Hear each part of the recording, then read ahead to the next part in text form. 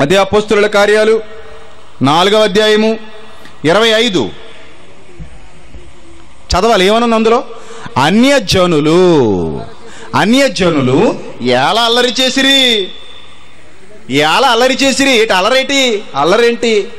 క్రైస్తవ్యం అంటే ఈరోజు అన్యజనులందరికీ చీపే కదా. అల్లరి మొదలెడతారు. యేసుప్రభు బయటికి పోండి, యేసుప్రభు మాట ఎత్తకండి మా దగ్గర.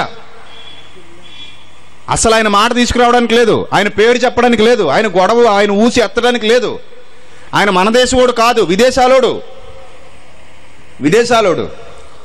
ఒకరోజు మా ఇంటికి మా బంధువు ఒకడు వచ్చి వాడు బాగా డబ్బులు ఉన్నాడు, బాగా సంపాదించాడు.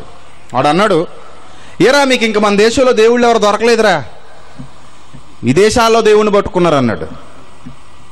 చచ్చిపోడండి ఆ రోజు నా చేతిలో. నువ్వు వాడే సెల్ ఫోన్ ఎట్రా?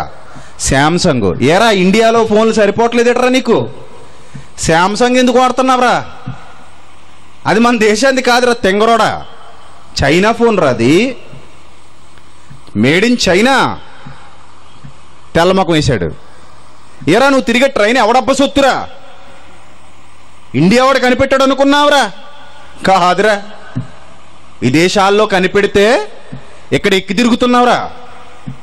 ట్రైన్ మీద జర్నీ చేస్తావా? హైదరాబాద్ నుంచి ఇక్కడ వరకు చేస్తావు.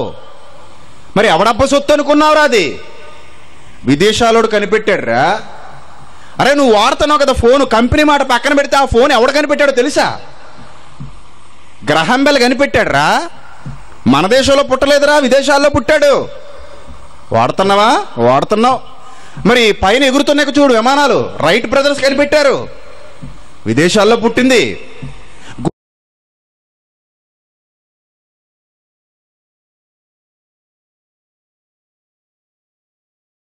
ఆడుకుంటూ పోతే ఈరోజు నువ్వు ఏ జ్ఞానం అయితే నేర్చుకుని గవర్నమెంట్ జాబు సంపాదించుకున్నావో ఆ జ్ఞానంలో ఎన్నో థియరీస్ ఉన్నాయి, ఎంతోమంది శాస్త్రవేత్తలు రాసినటువంటి ఎన్నో లెక్కలు అన్నీ ఉన్నాయి.